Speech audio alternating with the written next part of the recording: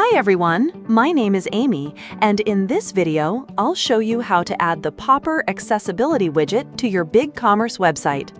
Accessibility widgets can help make your website more inclusive, improve the user experience, and make navigation easier for all visitors. So, let's get started. First, log into BigCommerce and go to the App Marketplace. Install the Popper widget from there, and once it's installed, the Popper dashboard will open automatically. From the dashboard, click on Widgets, and then click Create New Widget. Now search for Accessibility and open the widget. Once the widget opens, you'll see smart profiles that you can use right away. You can also manually enable or disable modules depending on what you need. In the theme settings, you can change the accent color, adjust the position, and modify the widget size. After you've finished customizing everything, click Publish Widget. Once it's published, copy the installation code.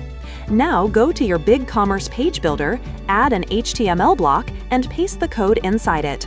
Then click Save HTML, and after that, publish your website.